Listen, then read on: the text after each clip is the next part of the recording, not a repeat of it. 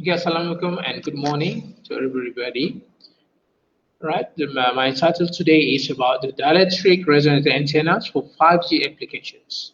My name is Associate Prof. Dr. Mohd Najib Mohd Yasin. Okay, I'm going to start with the outline. First one is going to be the introduction, the purpose of the DRA, dielectric antenna, the structure of the DRA, excitation methods, higher bonus DRA, and conclusions. We start about the UNIMAP first. All right. So we have three main campuses here. We have the University of Sungai Chucho for Diploma Engineering Campus, Pau Putra for Engineering Campus, and the Kanga Business and New Media Campus. So these three campuses is located far apart. It means that the communication is very essential in order to communicate, which relates to my topic today, which wants to talk about the 5G antennas. And we start off with the evolution of mobile communications. As you can see from the left, it is the 1G or the first generation of phone. It is large size of portable phones. Really, if you come across to see these phones, it means that you are older enough by now. And the next is about the second generation of phone, or we call it GSM, which focus on massive mobile device. Then the next thing is about the 3G, launched in 2001, which enabled mobile broadband, features phone, and browsing. And in 2009, as you can see, the introduction of the iPhones made the smartphones really famous. Smartphones popularized video consumption and traffic on mobile networks, which really explode. Then we have the Internet of Things come in 2020, which popularized the 5G.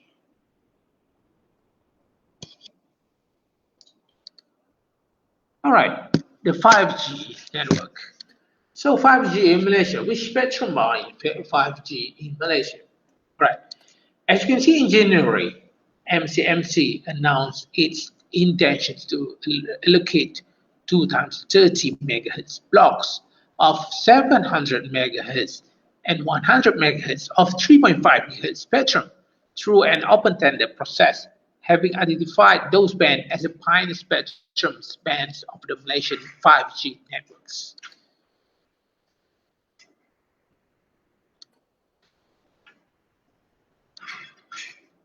Okay, so in 5G's network, the antennas are playing the vital roles in order to make it success. So, in the last 2 decades, the class of the antennas investigated and extensively report out. First one going to be the microstrip patch antenna, as you can see on the right here, the right figure here.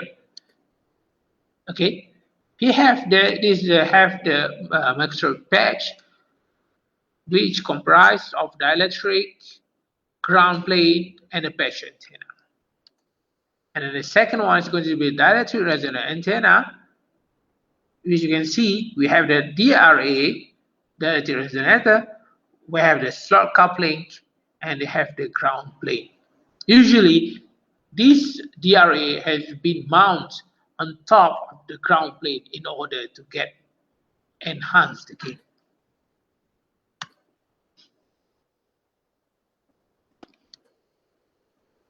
Right. First, going to the introduction to the DRA. Since the frequency range of the interest has gradually progressed upward, the frequency in millimeter region 10 to 300 GHz are employed. The conduction losses in metallic antennas increase to such level that efficient operation of the system is impaired. It means that for previously, we used the microstrip patch antenna. So this microstrip patch antenna have been exposed to these losses. So we need to have another we need to replace these conventional antennas with a new one, which can be operated in higher frequencies. So an idea to use the dielectric meter as a resonator was conceived. These dielectric resonators were used as energy storage device, but if the cavity is not enclosed by the metallic the walls, the EM exists beyond the geometrical boundary of the cavity. All right. The use of the DRA has been famous. It's been proposed by S.A. Long in early 1980s. Here on the right side, here, this is the first DRA being proposed. As you can see, the DRA, and then they have the probe fed inside the DRA, and is on top of mount of the ground plate. All right, dielectric resonant antenna offer advantage like the small size, low cost, and most importantly, freedom from metallic loss. Therefore, dielectric resonant antenna have a lot of applications in millimeter band, where the conductor loss of metallic antennas becomes severe. All right, the other part of the things that are important also about the size of the DRA, which is proportional to lambda naught divided by square root of epsilon r, which lambda naught is equal to c divided by fo, frequency divided by frequencies, being the free space wavelength of the resonant frequencies. Why DRA? Again, due to the absence of the conducting materials, DRA are characterized by high radiation efficiency when low loss telemetry is chosen. This characteristic make them very suitable for applications at very high frequencies. DRAs can be characterized by large impedance bandwidth if the dimension of the resonator and the dielectric constant of the basic material are chosen properly. The gain bandwidth and propagation properties of DRA can be easily controlled using different designs of techniques. All right, first, there are papers are talking about the comparison microstrip patch antenna versus the DRA. Here we're going to present it. The first report in 5, which say that the performance of DRA and MSA or microstrip patch at the Ka band is directly compared for millimeter wave frequencies applications. Here you can see this picture.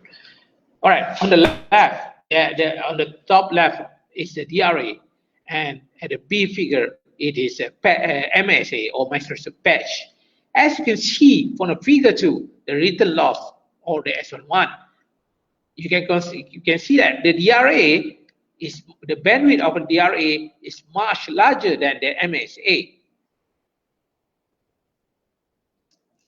The other part that we can look is about the efficiency. The efficiency of the circular disc or microstrip antenna is about 81%, while the cylindrical dielectric resonant antennas can be up to 95.2%.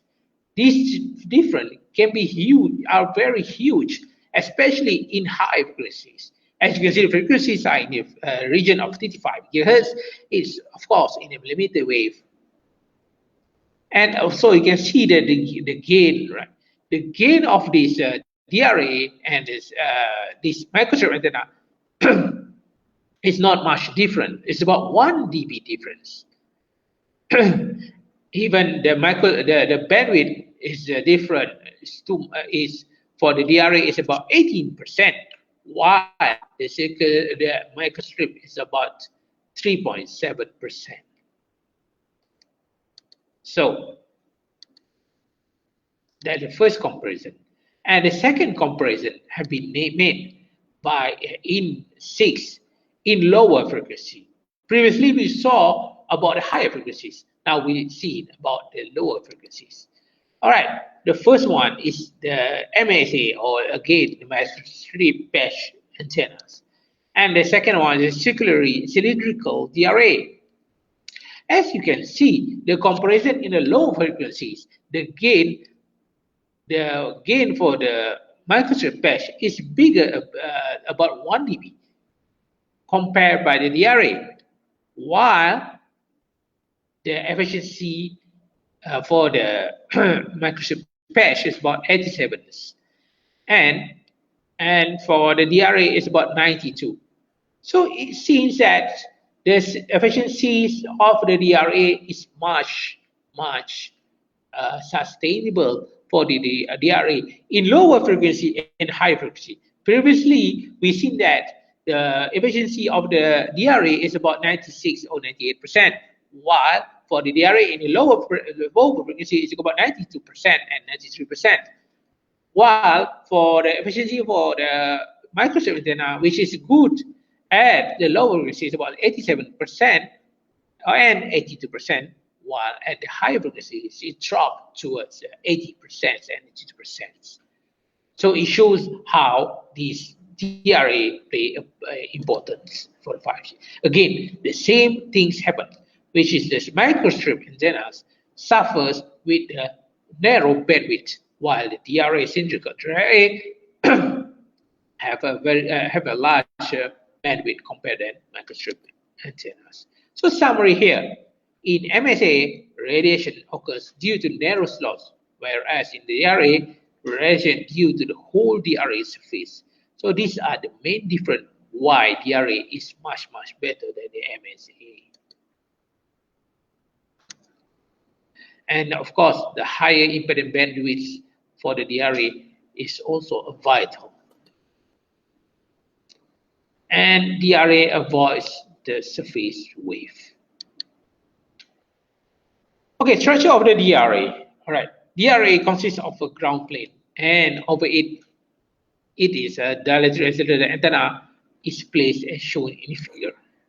As you can see here, we have the probe face inside the DRA, and it's mounted on the ground plane. The DRA can be in various shapes. For example, hemispherical, cylindrical, rectangular, and etc. Here.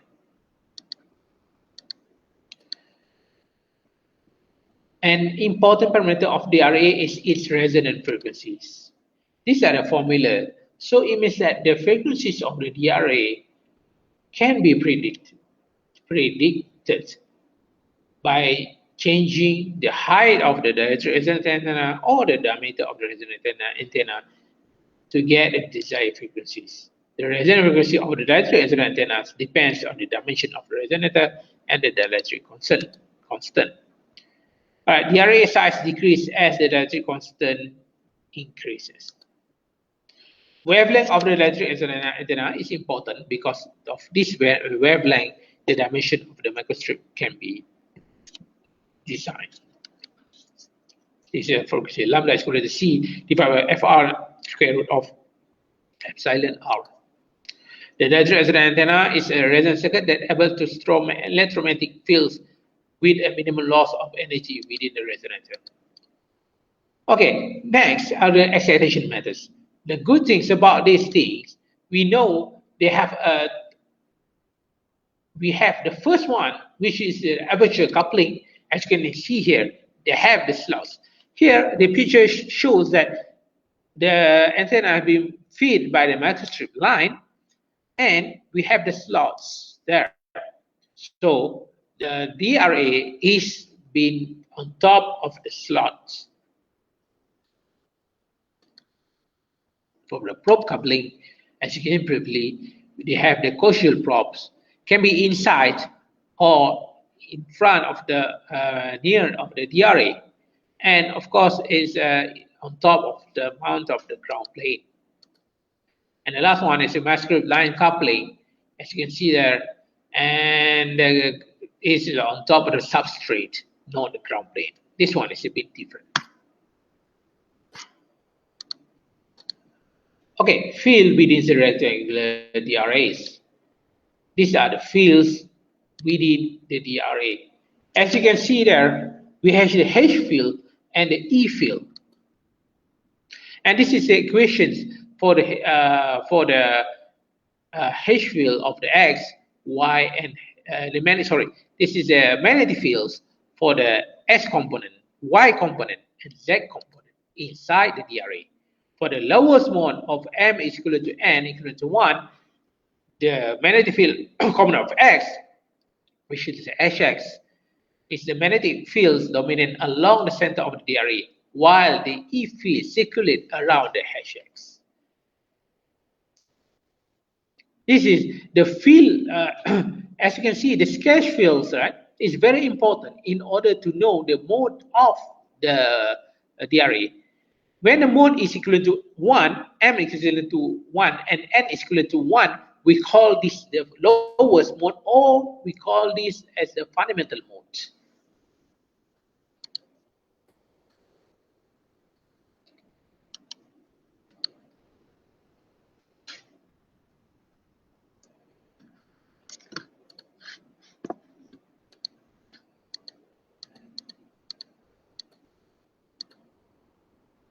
These fields are similar to those produced by short magnetic dipole. All right, high mode in DRA. One of the specialties about the DRA is it can be it can be in the higher mode.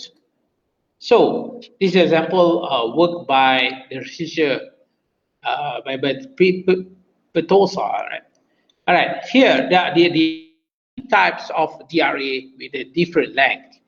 All right. So we have the height of the DRA was chosen to approximately lambda over 3, lambda over 2, and lambda for M equal to 1 and 1, M is equal to 1, N is equal to 3, and the lambda is M equal to 1 and N is equal to 5.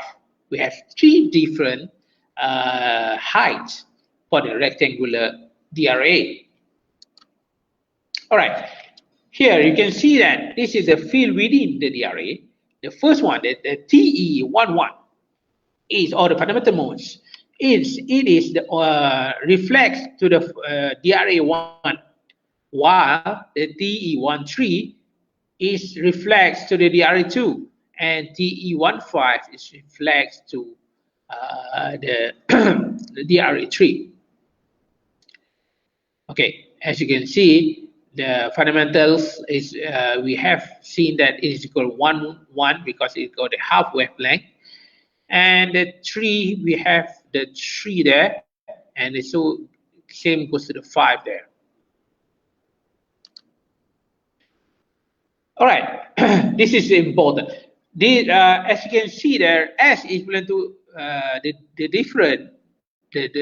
distance difference between the magnetic fields is about 11.9 mm, right?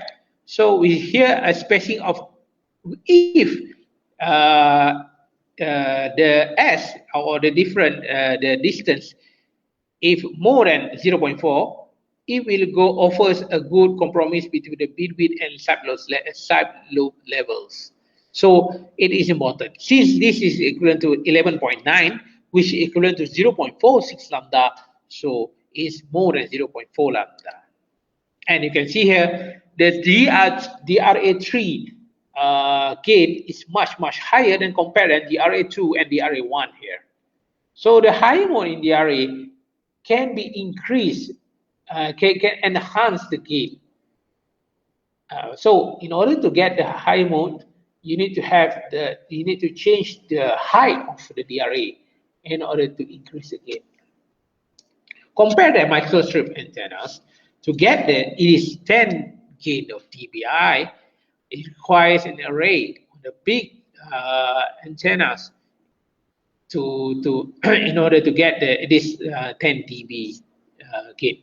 So or in array. So if you are designing in microstrip antenna, you need an array. So when you design antenna in an array, the problem might be is the mutual coupling problem.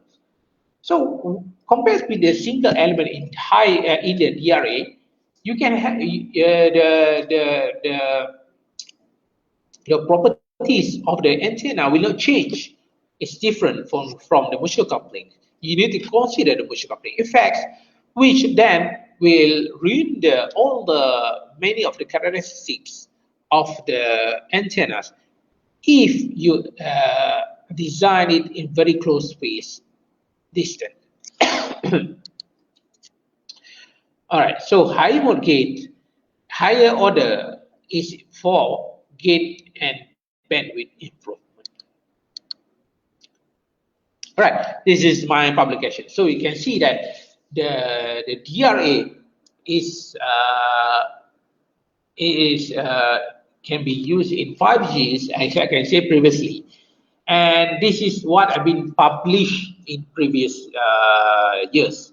The first one is going to be the bandwidth enhancement of a generation of CP by using parasitic patch on rectangular DRA for wireless applications.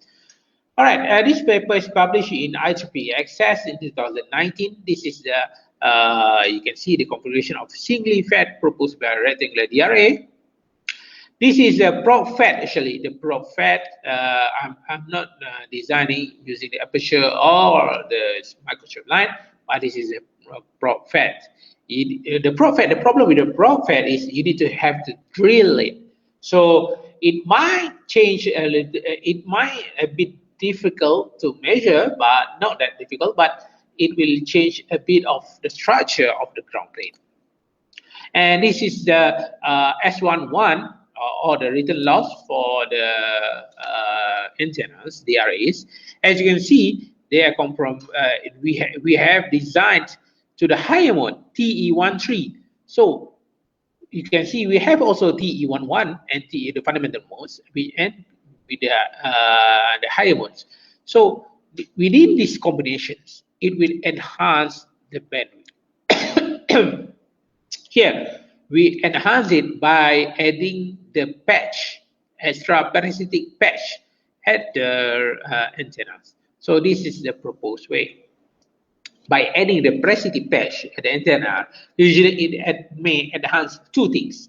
The first one might be the bandwidth. Number two is the circular polarization, if you are doing the circular polarization. All right. Previously, I've not mentioned about why we are designing the circular polarization. But circular polarization antenna is commonly known because of how important it is, how essential it is in order to improve the problem of the misalignment of the antennas. So this is the antennas have been manufactured. We use the alumina as a dielectric, and we use the patch on the antenna, the DRAs. As you can see there, we have the resonant modes there, TE11 and TE13, which we can calculate it and we measure it. So that's not very far away. We compare with three. First one is we predict it by using the equations. We predict it 3.89, and the second one we use the CST to verify it. It's not that far, it's about 3.73 GHz. But we measure it, we get 3.8 GHz, which is very close with what we predicted. Same goes to the TE11, where we have all the fundamental modes, where we have the 4.53s predicted, and for the measure we have 4.5 GHz. This is the Asher ratio. We have the 19.05 bandwidth of the DRA. It's quite large actually, and you can see this is a field within the DRA. Okay, this is the publication number 2. We have the design of the new circular polarized variable antenna of body communication in W-band applications. And this is another microstrip patch. Also, we use the Prof in order to feed the antennas, but this one we use a different ground plane. All right, as you can see, they have the band again the written loss. And this is the field within the DRA. So it's TE13 and TE11 there. And this is the Asher ratio, which agree well with the measurement. And again, it's not that far. It's about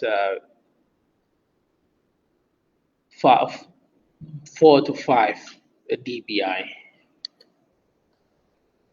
All right, so the conclusion here, we can see that the presented result demonstrate that the DRA can be considered a promising alternative for antennas applied for 5G applications. As I can see previously, right? The DRAs can enhance, can first the DRAs reduce the problem of the metallic losses in high frequencies. Number two, when it has the very high, hence it a very high efficiencies. We can see the comparison studies between the microwave patch antennas and the DRAs. The DRAs is superior than the microwave patch antenna in terms of the efficiency, and number two, in terms of the bandwidth. But also, as you can see, if you're using the higher mode for the DRA, it can enhance gain up to 12 dB or 10 dB, close to 10 dB. So the DRA have very a lot of things to discover, and especially for 5G applications. And what are the challenge? The challenge is, like I said, in order to be suitable for GSM and PCs antennas, application of epsilon R need to be below 30. The material itself need to be designed below 30. And the DRS below 30 and frequency below 30 Hz are generally too large to be used for handsets. That's the main problems with the challenge with the DRAs now. Okay, this is the last part of it. This is my reference for the mastership page for this presentation. Okay, you can refer it later. So I think that's it for now, my presentation. And I would like to thank everybody for listening to my talk. If you have any problems, you can email me or you can ask me later about it. So thank you very much, and Assalamu alaikum.